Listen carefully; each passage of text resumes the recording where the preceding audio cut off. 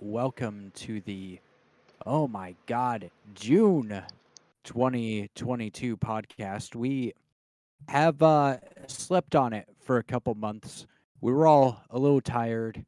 Uh, some of us were overbooked, and some of us were just a little burnt out on it. But we're back now. We're back now. And we are having we are having a good time tonight. I hope everyone had a good past couple of months, and I hope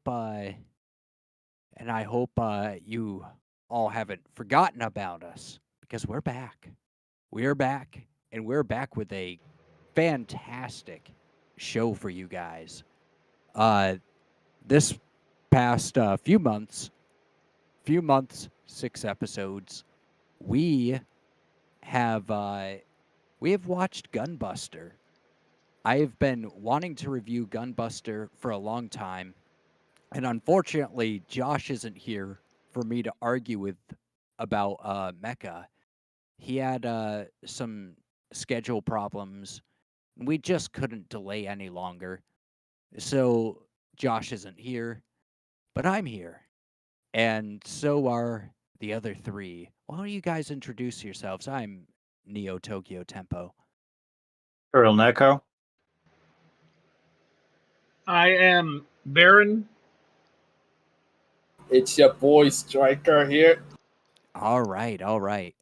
So Gunbuster was a show made in the late 80s by Gainax. It was, if I remember correctly, it was the first anime that Hideaki Anno directed. And I think it's a fantastic show. It stars a girl named Noriko who lost her father to a mysterious evil force, or to a mysterious alien force. Sorry, who are hell bent on destroying humanity, and it follows Noriko as she learns how to pilot a mech and goes from an incompetent to a badass. And the main gimmick of the plot is, well, light speed time travel. But we'll get to that later. Um, anyway, let's just Ben, dive right into the animation. may I jump in real Josh, quick? of course. I think the best thing about this anime is it was nowhere near as confusing as Evangelion. Same studio. It's not I mean, it's not as confusing, but Evangelion, it yeah, well, I don't know. We can argue about that some other time. Um, I mean, this one is deeper than Evangelion in the first place. At least there I is I an don't. effort put in the story. Yeah, no, that's not up in the can of No, worms. that Anyways, is yeah. Let's not open the can of worms. Also, you're wrong. We already did. Anyway, so Ooh. let's dive right into the animation. I'm going to start this time, even though I usually let Josh start. He's not here. I but anyway.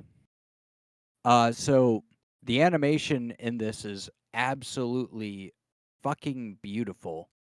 It is some of the most detailed stuff uh, I've ever seen, to be honest. The shading is excellent. There's amazing contrasts between like the dark and light colors, which you don't really see in modern shows. All mechanical bits. First of all, there's like no CGI. Everything is hand painted. Thank And God. yeah, thank God. And mechanical bits are like anything that's robotic is extremely detailed, like painstakingly. And animations are really fluid. it really feels like these guys wanted to show off. Like they really were confident in how good of animators they were, and they really, really wanted to show off. Everything is beautiful. Some of the some of the some of the character modeling looks a little dated, but everything else is just top notch. I mean, after like, what is it, 20? No, it's not 28, 30 years old almost, right? 34 years old. 34 years Actually. old anime, and it still has a better action scenes than like the recent mech shows. So that says, I mean, it should say a lot about how Yeah, crappy the current like seasonal anime is. I probably own more. Now, I probably own more Gunpla kits than anybody in this chat room, or in this podcast. But I was gonna say a lot of modern or more recent anime shows. The combat is kind of like a kid just like spinning around action figures, but you can't see the kid's hands. It's very basic. Like the stakes are they might be high, but maneuvering and all that, it's nowhere near as good as the stuff from the 90s and 80s. And this is a prime example of a good 80s mech show. I'm sorry, a good Yeah, 80s mech anime. yeah. You can. One of the things about modern shows that kind of annoys me is a lot of the times it's hard to like even follow the action. Whereas this, some of the stuff is like simpler, but it's also like a lot easier to follow. And if you can tell what's going on, like hit for hit, it's easier to get like invested in the tension and the drama of the scene. I'm gonna be that guy, but this anime is notorious for two things. First and foremost, this anime was patient zero of the trope that is Gainaxing. For those who don't know what Gainaxing is, it was the buoy bounce. Yes, jiggle physics. This was the anime that pioneered it. Yes, the jiggle physics are there. The jiggle physics are detailed. The jiggle physics are um I like them a lot. Um Eh, yeah, for oh real. yeah, For oh real. yeah. As being the one person who's more interested in machinery than human anatomy, I will say something funny. I found it amusing that nowadays they use CGI for that, but now this was all done by hand. yeah, well, Yep. I listen, all right. I like machinery too, but I also like me some human anatomy. Oh yeah. I'm a biologist, you No, see. dude, Oh god. I And picked Skynet. the I picked. biology in this show is Kino. Oh yeah. I can't. There was a Okay. I cannot disagree with you there. Okay. But I will say I would always pick Skynet over Pamela Anderson. Oh oh god.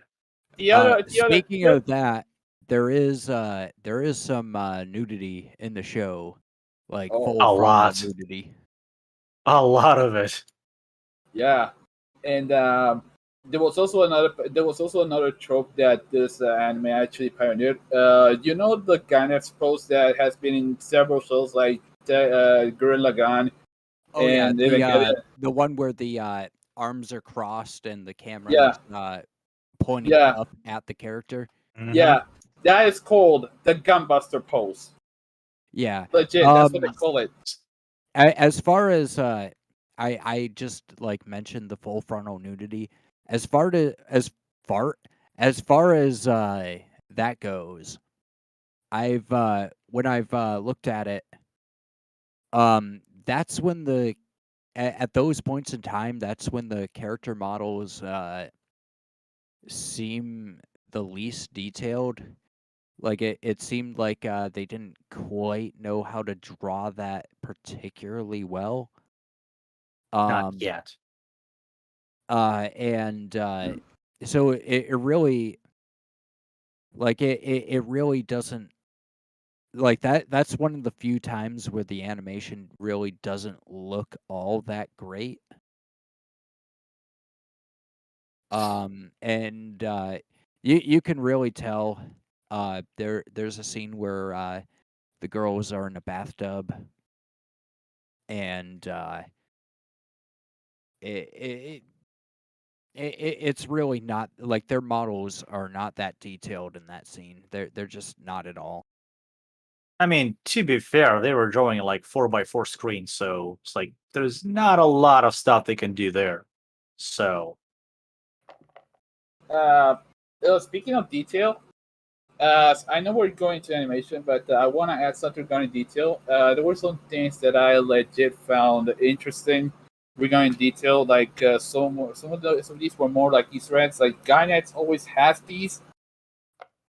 Uh, one of the things I found out is that the mechs, at least the ones in the academy, in space, at least those had patterns from like companies like Adidas. Yes, that fucking Adidas and Puma between other companies. And then I thought, holy fucking shit, guy! Did Adidas decide to go into robotics now? What the hell? Yeah. Let's briefly mention the robots themselves. What do you guys think of those? Buster Machine One. Oh, that thing is something else actually. I think Gunbuster itself looked pretty good, but the rest of the robots looked kind of generic. Some of these, let's be honest here. Design wise, they look more like fighter planes than actual robots. But that's well, that's all things considered the spacecraft designs. Well, I like the But spacecraft designs a lot. They're very sleek. They reminded me of those flying vehicles or those like flying cars from the Wipeout series. mhm. Wipeout being like the British version of F-Zero, but Sony bought it, so now it's Sony's. But like, I like that sleek arrowhead design, especially when the ailerons and the stuff on the side, like the fins and stuff, they're like obviously very aerodynamic. Like this tells me like yeah, the person who designed this actually took notice of how aerodynamics work.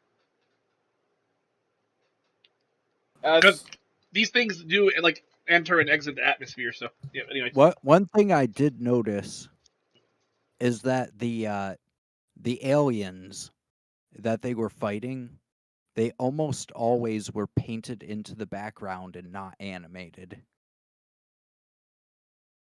hmm.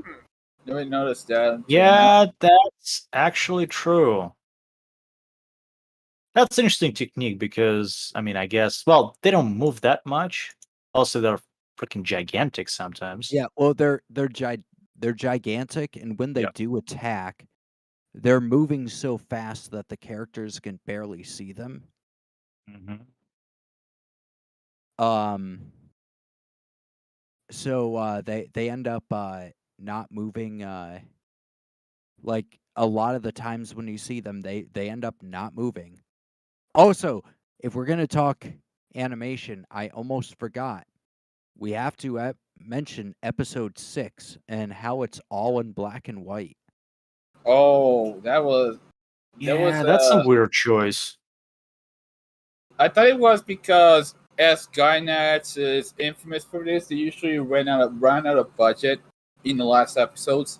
It happened with Evangelion. It happened with Karekano. It happened to a lot of other Gainax shows. It happens Well, pretty much with all of their shows. well, I with mean, Kare Kano, it wasn't a matter of budget. What happened to Kare Kano was the like Hideaki Anno got ousted as director of Kare Kano, and the original manga writer came in to finish the last few episodes and did a horrible job. Well, Yeah, yeah, they had some. But that's not Gunbuster. With Gunbuster, I don't know what was going on with their budget. I don't know if it was a stylistic choice or they literally had to buy up cheap black and white film to finish the show. I think it was probably stylistic, especially because a lot of Gunbuster, a lot of the influences were like Western cinema and like war movies, specifically Top Gun. But if they wanted a attention grabbing, dramatic, intense episode, I can see why it would be monochrome. There's some Akira Kurosawa in this. I can tell. At Yeah, least regarding definitely. Definitely. And if we're going with spaceship design for a moment, the aliens, they actually remind me of a game I reviewed at least a couple of years ago.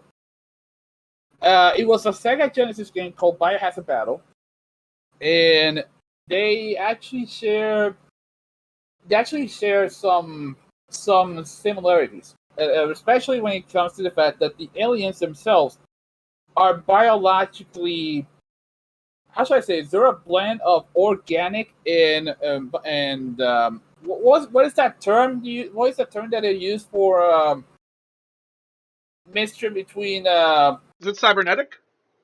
not just cybernetic and organic matter, the aliens Synthetic. yeah, synthetic. There we go. It was basically the same thing. Like the premise in that game was a bunch of massive fucking aliens were going to destroy a planet, and they are a mixture of robotic and organic material, in the sense that they have rocket boosters and then some laser weaponry. Even, I mean, seriously, even the All right. yeah, I apologize for that one. Finish up with that. We're gonna have to move on.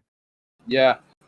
One thing I want to add is the absolute fucking unit on episode 6. That is the bomb. Holy fucking crap. That thing is as big as Jupiter.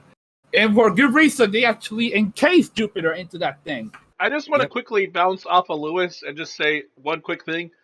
This show, oddly enough, reminded me of Blue Gender. Except the difference was, the only difference was this wasn't like Battlestar Galactic or a post-apocalyptic mech show where the humans have to keep on moving, otherwise they're going to get wiped out. This was like different. This was like, I guess that's a good. You compared it to Macross, good comparison, because humanity has reached its peak. They live in giant cities, sprawling giant cities. The nations are all working together, which is like not realistic. Given how, Macross. yep. And like it was like Blue Gender, but like better, because Blue Gender is just suck. I own the Blue Gender film, which just cuts up the entire series. Yeah. Directed by Koichi Ohara, the guy that did MD Geist. Anywho, yeah, that's all. That's all I have to say. Yep, no, that's it.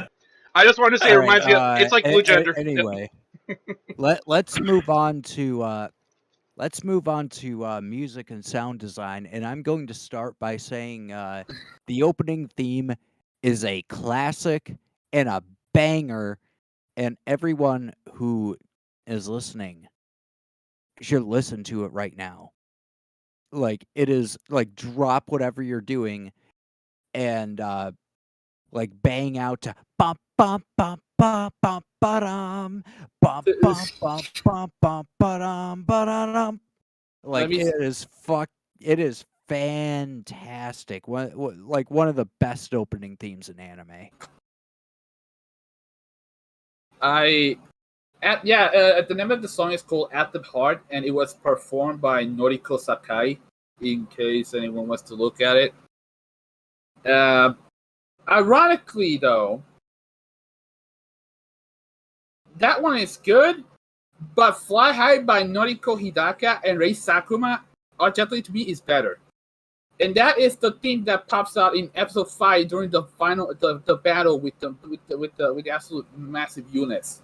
They have not only that, but holy fucking shit, it's a good drumming song. Yeah. Especially I always I have a tendency to shit on soundtracks. For shows that I watch for this. I am absolutely not going to for this. The soundtrack you're is such a boomer, man. Holy shit. fantastic. Like I have the soundtrack. My favorite track on it. It plays in the last scene of the show, and it's called "Beyond the River of Time," and it is absolutely beautiful. It is like it is everything that a space opera, uh, like a space opera track should be. It is amazing, and I love it. You know what I immediately got reminded of, like when I started watching this, and I just kind of let it simmer in my brain. For a minute, I was like, "This reminds me of Macross." I wonder if the people that did the music are famous because of it. Well, are they? I mean, it's Is not quite it? Macross because it doesn't have opera style, like because it's not necessarily a space opera. It's more of a like, mecha plus grand mech, I guess. Yeah, I mean, Sorry, go ahead. it. I mean, it like the way the way that track resonates. It really just it's really just a perfect thing. Like otherwise, that final scene would feel like just a bit corny. But I think that music brings it over the edge and makes it music feel like a real like triumph, uh like a reward at the end of everything. Um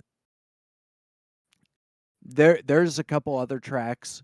There's a duet between Coach and Kazumi. Mm-hmm. Um Oh, in the one of karaoke the one. the karaoke one. And there's like no visuals during that. Um and that like despite that there's no visuals during that, you know what's you can kind of picture in your head what's going on during that scene, and it's done quite well. But yeah, the entire soundtrack, it's good stuff. And like I would almost recommend the anime for the music alone. Personally, I'm not feeling the ending theme.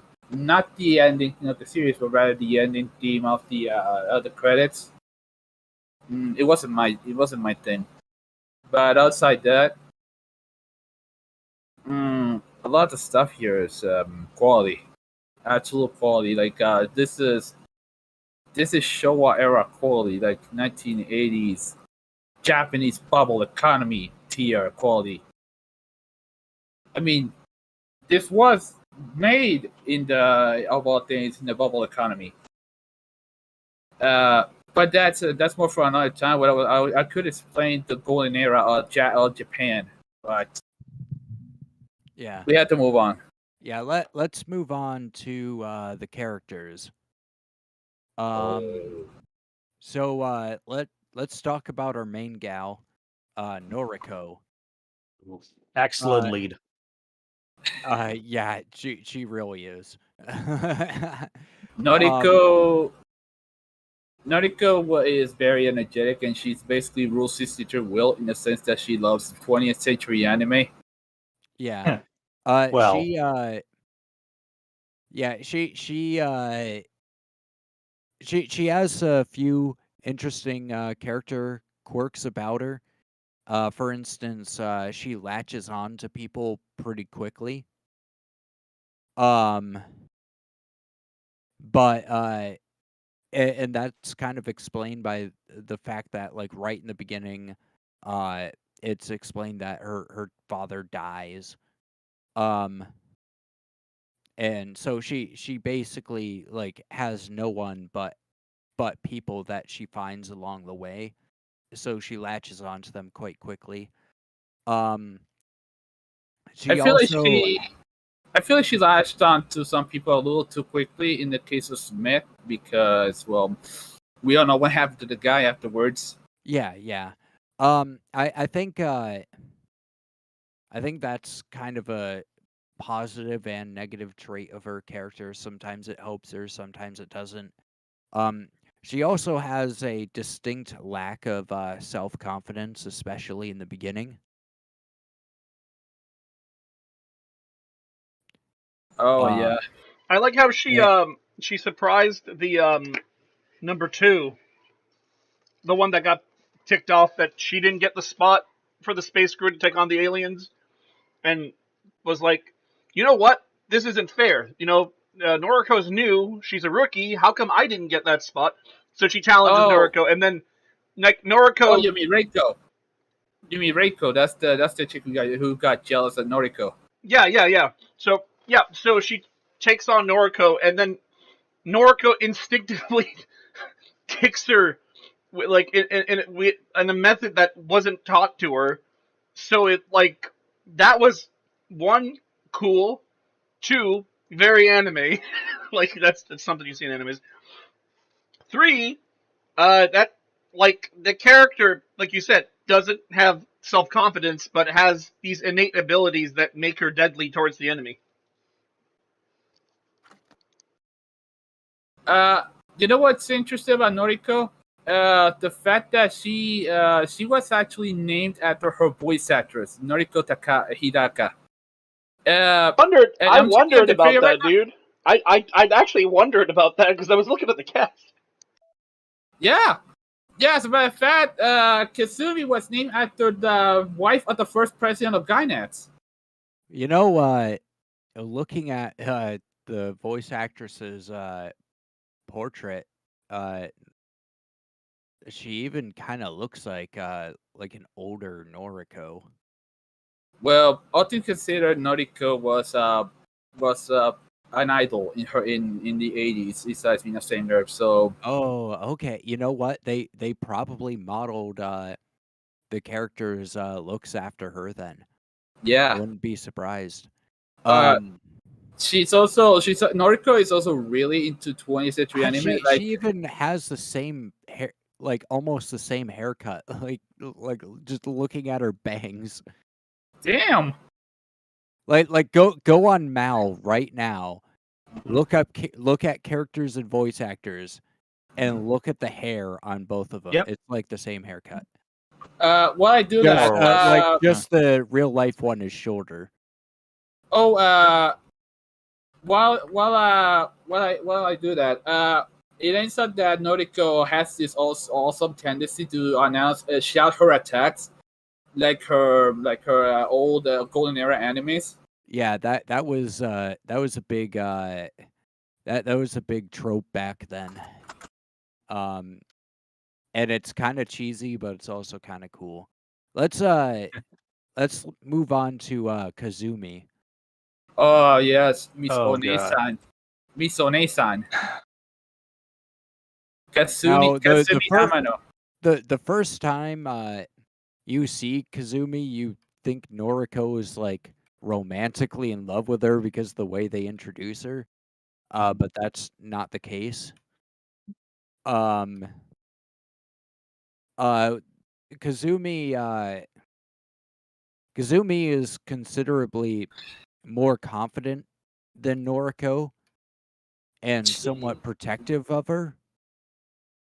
But Basically, also doesn't see her potential at first. basically, she looks at Noriko. Noriko looks at Kasumi as her superior, her senpai, if you will. She's also someone. She also looks up to her. So she has this big sister. She has this big sister confidence to her regarding Kasumi, and also she has one of the most complex developments in the series, considering who she's she has a crush on. And my fucking god, will they do? In fact, they do in fact look like what the actual fuck. I was checking out Noriko Hidaka's male picture, like you said, and same bangs, even similar. Like, what the fuck? Okay, back to Kasumi real quick. Kasumi is also really, really talented in the sense that she has her own rival, and it happens to be June Freud, who, well, you know what? I'm gonna let you go ahead because Yeah, Kazumi, like I said, Kazumi is protective of Noriko. And she's like she to the point where she'll actually go behind Noriko's back and try to keep her from being sent out into space because she thinks she can't handle it, and for good reason. There's no proof that she can, and a lot of proof that she can't. Uh, especially in the first episode. There's also the fact that she has a particular edge to her that Noriko doesn't have, especially in the beginning. But she has less consistency than Noriko. She once Noriko gains steam, she never falters, but Kazumi does.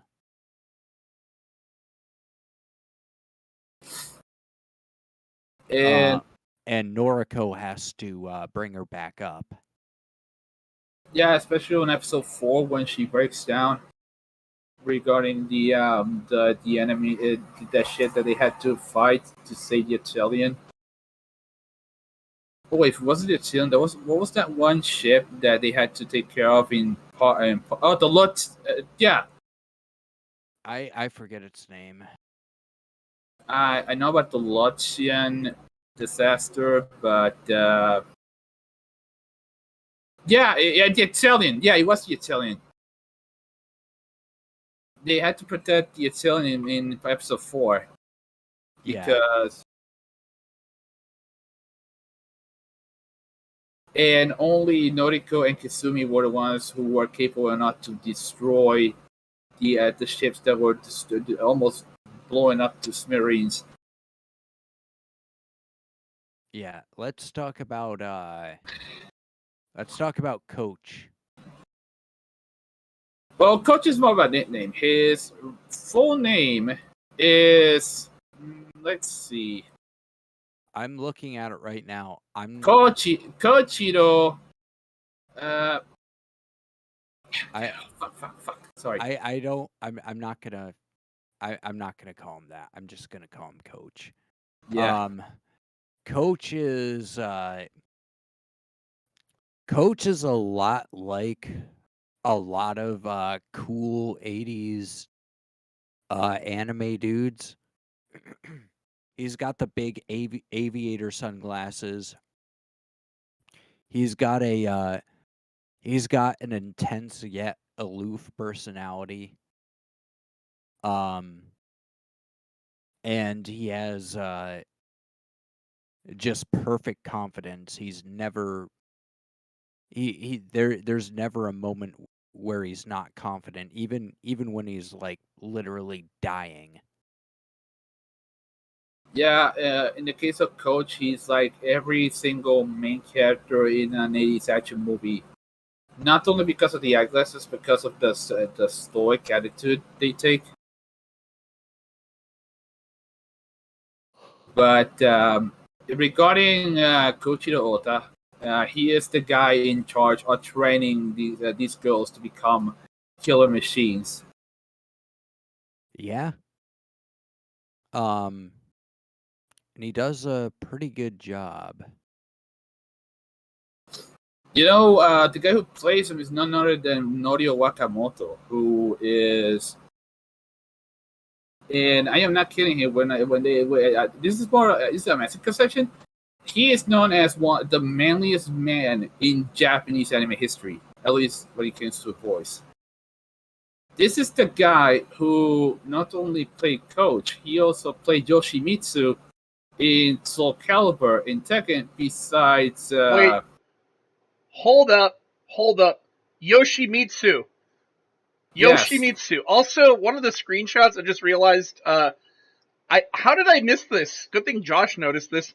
There is a Gundam reference, My Neighbor Totoro, and Nausicaa of the Valley of the Wind, which is probably my favorite Oh, Miyazaki film. you didn't know that? No, I forgot. It just kind of like because I've been they're plastered all over. They're in posters plastered all over a wall. There's even a Van Halen poster. Actually. yeah. Noriko is actually a fan of Van Halen. It's like her favorite rock band. It's No wonder she's so cool. Yeah, like she's like as cool as like the fan base. Like that's probably why everybody likes her. Okay, About fan base. I don't know about that, dude. I mean, yo, I liked Gunbuster, and I love rock and roll, and I love me some anime. So, Well, I don't know. I mean, a lot of people find her like annoying, whiny little H. Even though the same exact people think that Shinji Ikari is this greatest anime character ever. You know what, Like, Shinji Ikari, like what drugs are you taking, guys? And are they actually legal? They're like none of the criticisms of Shinji are things that I also can't apply to Amuro. All right. In fact, Amuro refuses to get in the robot a lot more than Shinji does. A lot more. But anyway, let's talk about Gunbuster. we were talking about Coach, but not only that, the guy he doesn't need to go to the mech because he's a coach. Oh yeah. Okay. Okay. Real quick. It ends up that Kasumi has a crush on the guy, and let's say that things get a little ugly halfway through regarding Coach and her. But by the way, RJ, Norio Wakamoto also voiced MD Geist. Yes, same guy. As in, I really hate being reminded that I watched MD Geist. No.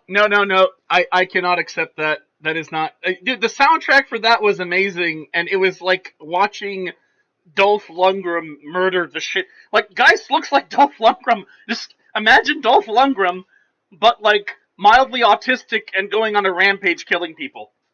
And also in about the worst anime I've ever seen. Fair enough. Well, let's move on to. Won't be the first one. Let's move on to Jung.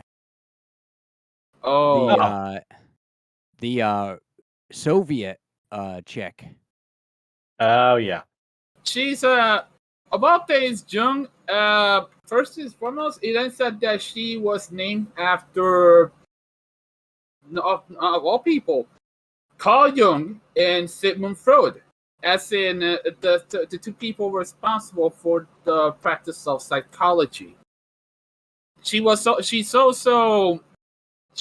a prodigy. So she's actually a prodigy in the sense that Jung became very talented when it came to her mech skills at a very small age. Considering the fact is, I do find it hilarious that this is an alternate universe where the Berlin Wall was not shut down because she's from East Germany, technically Eastern Bloc. She's from the East. She's from East Germany, and yet in 2015, how should I say this? The nation of Germany was split up to this point. Like these guys didn't know what was going to happen eventually. Well, I mean, no one could have predicted any of that stuff happening, so it's like, yikes. Yeah, I mean, Yeah, it's more like like we. shit that didn't age very well. Yeah. No shit. Hey guys, it's 10,000 years in the future. By the way, the Soviet Union is still around. Still around. But yeah. Anyway, Jung, I would call. I would call Jung an arrogant shit, especially at first. Oh, yeah. Welcome to stereotypes. But she, despite her like immediately forming a rivalry, yeah, with Kazumi, she also very quickly becomes friends with them, even though it's kind of a rocky friendship. One of the first things she does is just like hang out with them. Well, you know, kami tactics. I would say it's more about rivalry more than besides the friendship. And fun fact, she and Noriko share the same birthday. Really? Yeah, Legit. September 12th. I mean, it says on the page here. Okay, besides that, I want to say that regarding Jung, she actually had she was just as confident as Kasumi, if a lot more. I mean, the fact that she was arrogant. Yeah, that is a truth. She was also one of the few who would actually get the would actually be you know what? Go ahead, Will. Sorry. I I'll didn't say anything. Keep going. okay. She has this confidence that rivals Kasumi and Noriko later on. But the problem is, she's more of a secondary character more than anything else at this point. But that being said, people are gonna be saying Jung is best girl, but we're gonna have to deal with that shit later on. Did you bring a shotgun? Yeah. I brought a knife. Are you I ready brought a to knife. die? I got a couple of knives. If you we want could to. talk about best girl. It's Noriko. Oh, and if you don't think that, you're wrong. I'm gonna see sure that happens. Okay. I mean, also she has the bigger boobs in the series. Let's be real. Hey, look, it's not just about size. It's also about shape. It's also about shape. Okay. Expert. No, but seriously, I like Jen's design, and I'm interested enough. Her voice actress, Maria Kawamura, she voiced one of my. I mean, she plays the what is it? She played Asuka's mother in Evangelion. Yes. Not to mention Naga. Not to mention Naga, the Serpent Slayers, and Lorelai in Pokemon in the Japanese. I mean, she was playing the what's her name, Budu Akibi from Samurai Champloo, if anyone noticed. Or she was playing the Gracia Naga from Slayers. Hold up. Which character from Samurai Champloo? It's from episode 6. the Bundaukina, I believe their name is. I haven't watched. Brunette, dreamy eyes. Describe the episode, so I figure. I don't remember. Hold up. But Is it? regardless, No, I'm trying to figure out which character that is because I own the DVD set and I've only wait. It's a Japanese dub though. I've only watched the English dub. There's my first problem. anyway, my point is she plays very well with a lot of characters. And it actually shows. She's really good with that character here. Yeah. I mean, she doesn't have a German accent, unfortunately, but yeah, you know.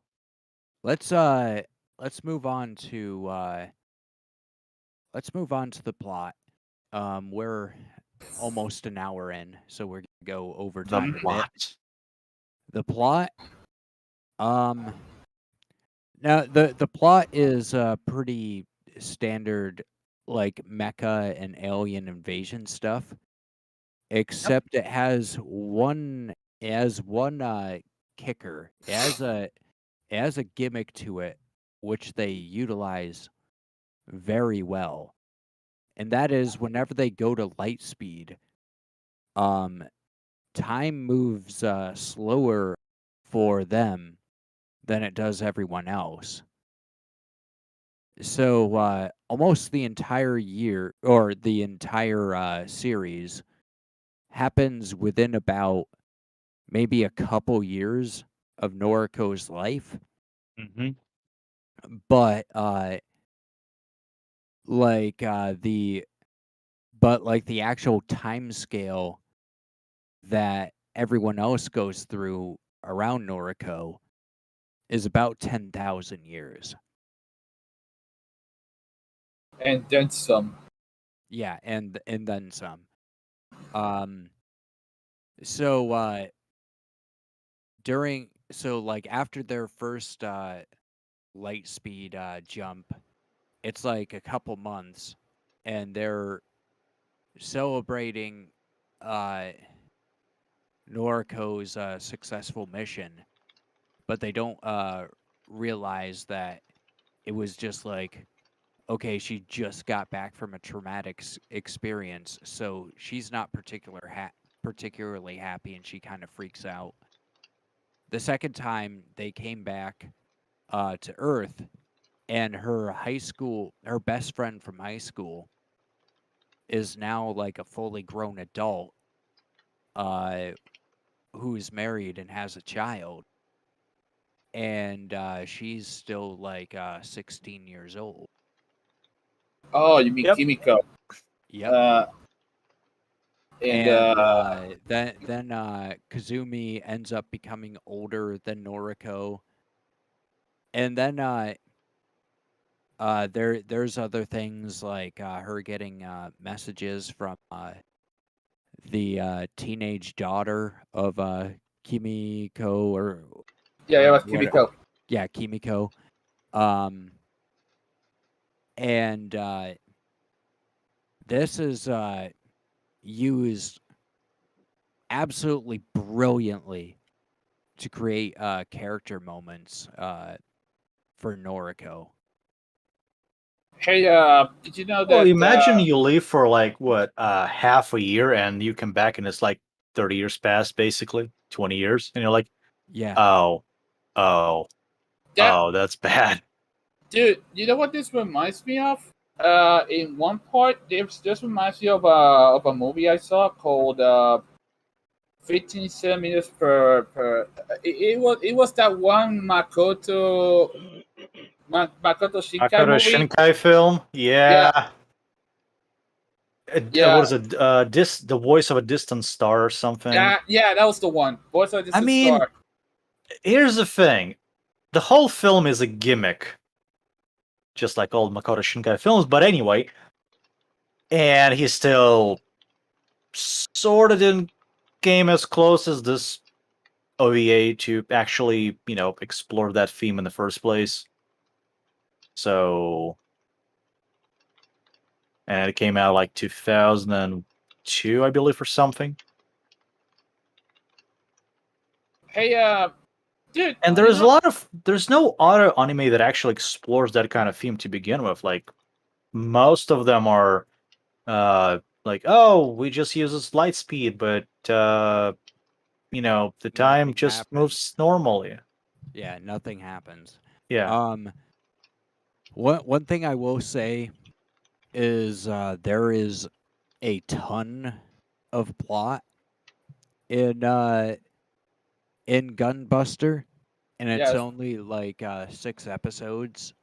So there is a lot of the time where things kind of happen way too quickly, and there isn't like there isn't a ton of time for the viewer to actually like process what's going on.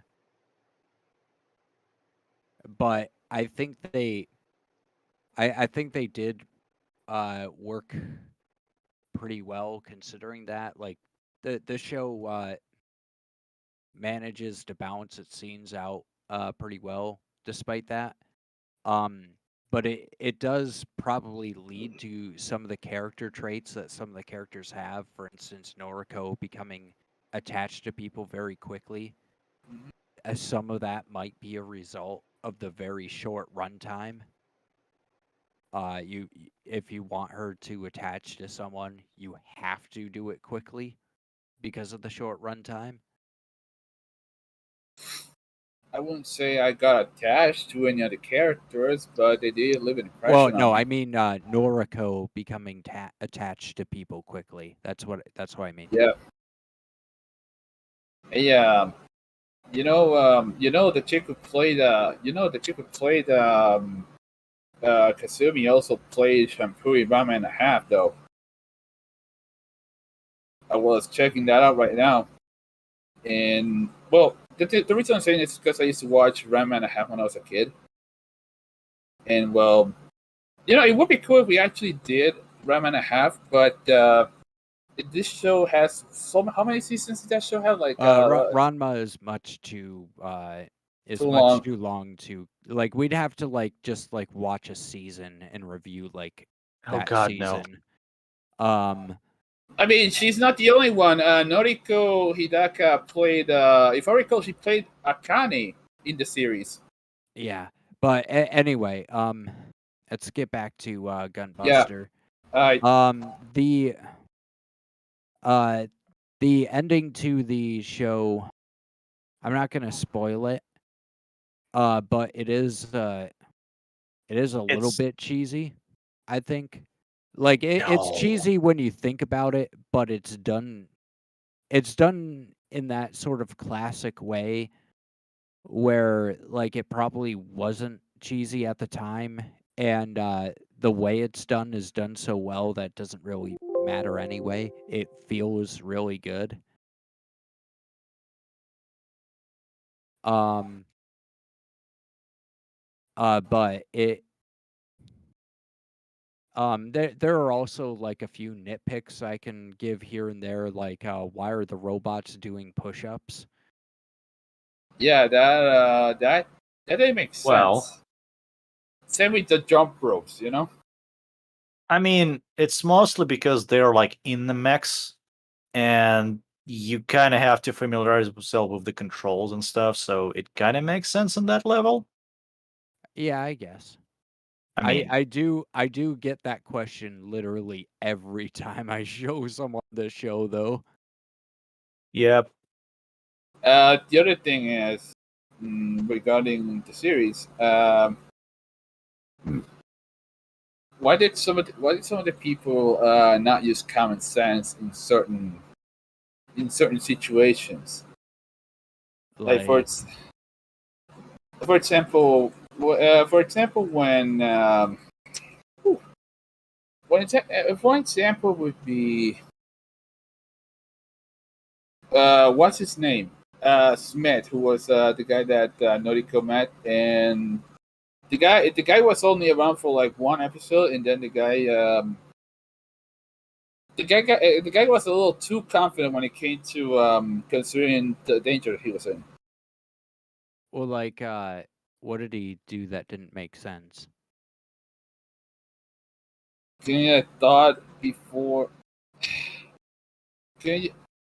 Can this guy? This guy just? Uh, since he was so confident in his battle skills, couldn't he have thought about strategically improving a lot better? Oh fuck! I'm just talking out my ass at this point. This is bad. I mean, there isn't much he could have done strategically. I mean, I mean, he wasn't trained to deal with monsters that could move like 10 times his speed. Yeah, considering that he went out solo instead of having Noriko with him. Yeah, well, like he was trying to. Well, no, he had Noriko with him. Oh. Oh wait, yeah, I remember now. He Go ahead. Sorry. Well, either way, we have to do our wrap ups. Yeah. Now, Josh isn't here, so Neko, you go first. Oh boy. Well, I mean, I really like that one. There's a lot of reasons to like say, oh, to mock that show and stuff, but I really like that one. Like, it has a character, it has like a lot of relationships that are like real dramatic tension. Storyline is really good for what it is. It's it has a nice appetizer at the beginning and the end. Uh, I mean, unfortunately, kind of gets overlooked all the time because like NG fans like, oh, Shinji and stuff. But I would say this one is better. Oh Sorry. god. And in some aspects, it's even better than NG because like it actually has like instead of symbolism and metaphorical bullshit, let's be call it that way, it just ignores the Oof. like the several reasons, like for example the main character basically a chick as opposed to the dude, and she actually has balls to finish off the job, as opposed to being crybaby bitch. But Oh. Hey now, if you were a here's 12-year-old the thing. getting Please don't shoved, interrupt him. sorry, Please don't sorry. interrupt him. What I think is really good about the show is it gives you a perspective that is not only like simple like emo stuff, but actually dramatic in terms of like, oh, you actually losing friends, you actually losing people who you liked, and not just in a way that like, oh, they got splattered across that wall by a giant mech or some crap like this. There's no, bulbas opening up in the sky or something. It's actually like, oh, we got to actually do it. It's a suicide freaking mission, but there is no other way. Like, period. And I mean, I'll give it 9 just because of that. Striker. Oh dear God.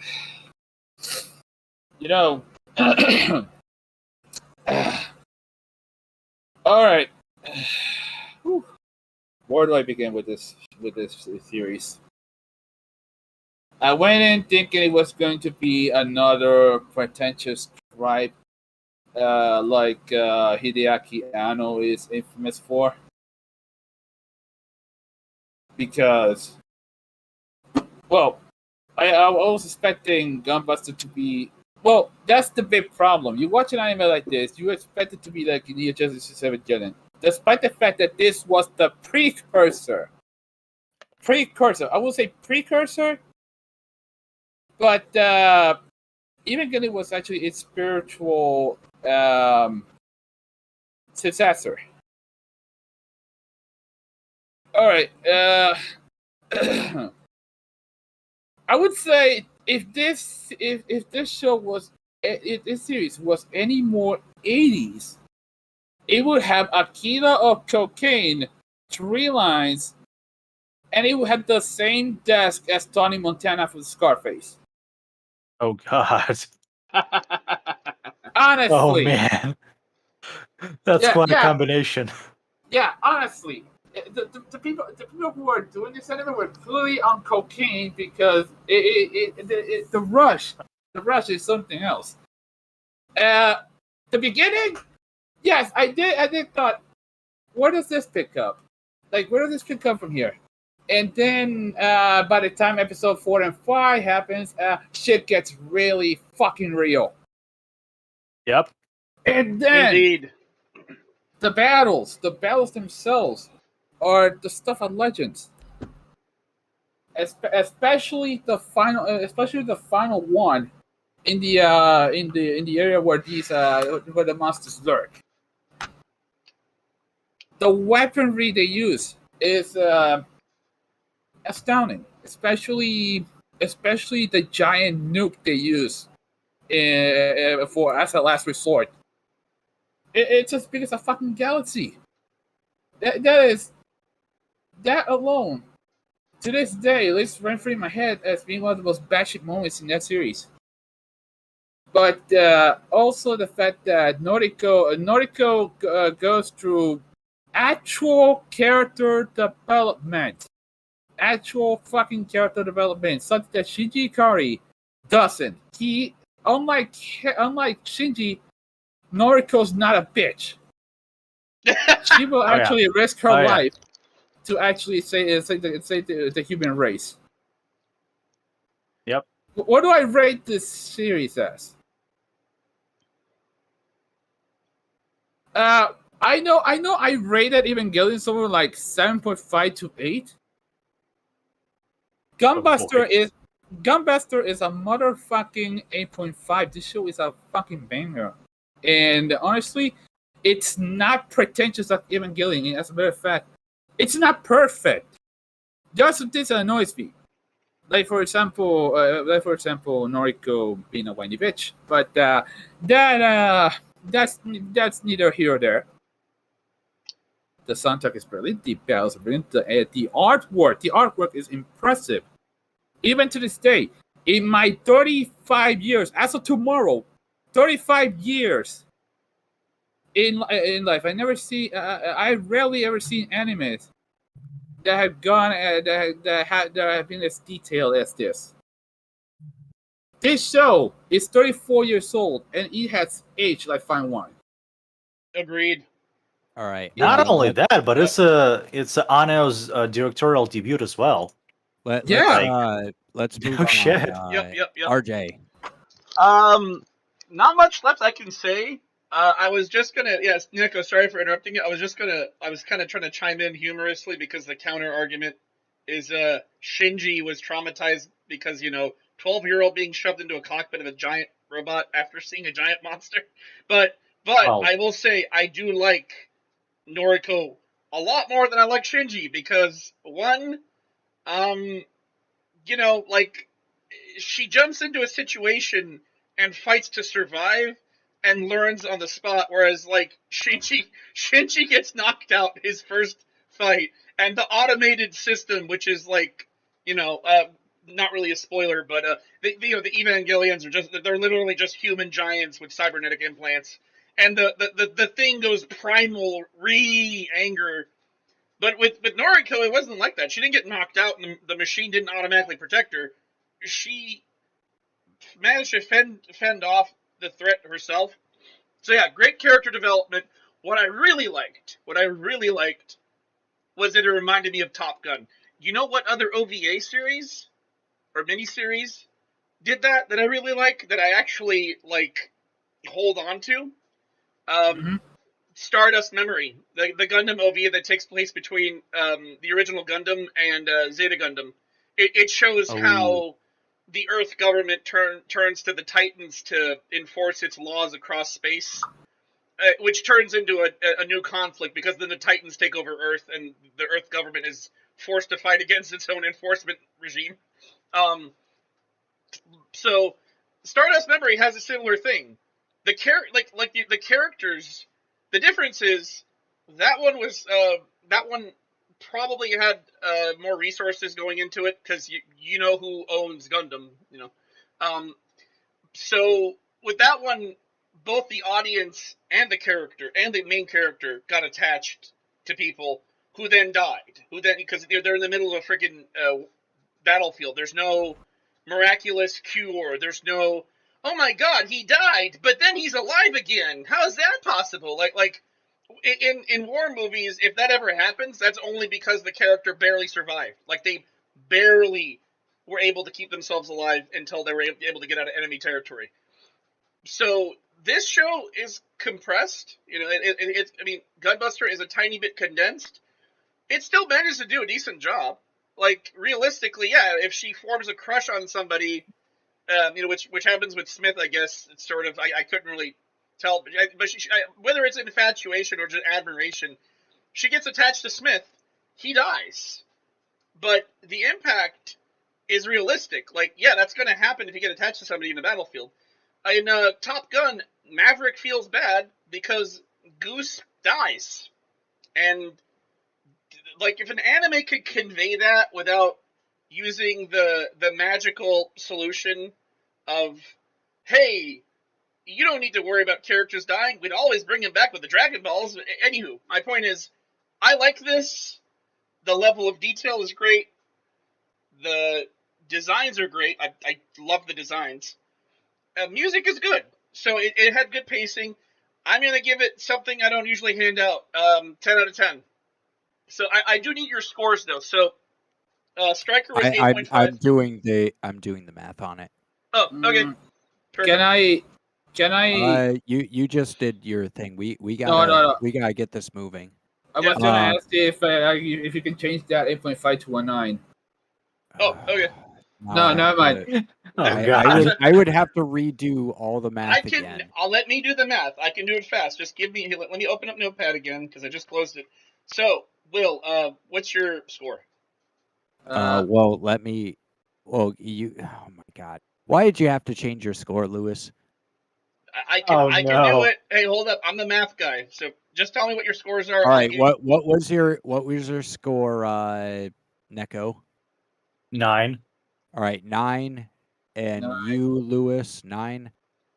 I'm 10. So 9, 9, 10. And All right. you? Not yet. I gotta give my final thoughts first. I'm sorry. Go ahead. Sorry. All right. So, unlike you guys, I'm going to do this without comparing it to Evangelion, which seems to live rent free in your guys' heads. Suit yourself. But anyway, Gunbuster. I first watched Gunbuster. When I was just getting back into anime after I graduated high school, and I was immediately impressed with it. And it's still impressive to this day. The artwork is absolutely beautiful. The music is absolutely wonderful. And I'm a big music guy. You can kind of sell me on an okay show if it has good music. And the music is Kino. And I love looking at good animation. The animation is Kino. The story is somewhat average, but it has a really good gimmick that leads to character moments that are quite well done. And Noriko is a pretty great character.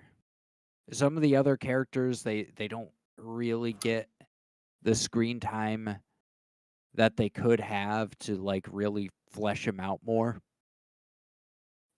So the show does really what it should do with the short runtime it has and focus on its main gal.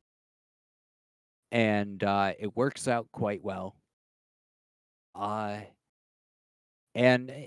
there's nitpicks I can make here and there, but it's, really it's all quite good. I think I'll give it a I'll give it a 9. It's a damn good show. If you're into mecha watch it. If you're into retro anime, watch it. If you're tired of flavor of the week, seasonal, whatever, watch it. It's good. Gunbuster is good. Um, What's our average? 0.25. And let me check the My Anime. I'll do My Anime and Metacritic. What did you say? You cut out. Oh, 9.25. all right. We scored it way higher. Yeah, Yep. because the score in my anime list is 787, and in the case of IMDb, do be warned though. Before I say anything, this show doesn't have a dub in English, so you're gonna have to watch the subs until this year when Discotek picked up the dubbing rights for this series. Yeah, Finally. I'm sure that'll go well. But anyway, 7.7 in we- IMDb. we And- were well, you had something for us next month, right? Yes, I RJ? do. Yes, I do. Wait, IMDb? I only saw the anime list. I couldn't find one for Metacritic, unfortunately. Anywho, yeah. I have some big news. We're doing a crossover for the first time with a podcast. The folks over at Thundaria that run our fighting game tournaments. Well, they do these like weekly tournaments, and then they have event tournaments, which I've been working with them on. And they're gonna be hosting our summer season tournament for Street Fighter Alpha 2, but we're also tying it with the anime podcast. We're gonna be covering Street Fighter 2, the animation. Some of you listening may or actually already know which one I'm talking about. Bennett the Sage has covered it. God knows how many channels have already talked about it or referenced it. It's the one that has Vega trying to kill Chun-Li to KMFDM play that song Ultra by KMFDM playing in the background. But I'll get into that more next month. All you need to know is that we're going to be posting on our social media pages how you can join the tournament and what time the podcast will be. So I look forward to seeing some of you on there because the top 3 players are going to get pre-games as prizes. It's free to join the tournament, and the software, from what I understand, is also free because it's arcade emulation, and Capcom doesn't seem to get upset with people playing their old games. But yeah, that's about it. I guess let's wrap up. Bennett the Sage, more like Bennett the Sage. Soggy. Oh God. Sage is never mind. Look it up. We know who and- it is. Don't worry about it. I don't. Anyway, let's all say goodbye. Goodbye, everyone. See ya. I hope you Bye. have a good night. I hope you've had a good month. I hope you have a good next month. And Let's we'll all be have a back summer with that's- Street Fighter 2, the animation. Let's all have a fun summer because it's a terrible year. Oh God. Not so much. I hope Goodbye. I hope you guys all go swimming or something. Good night. Waving and flashing, waving and flashing. Happy birthday to me, bitch. All right. Oh no.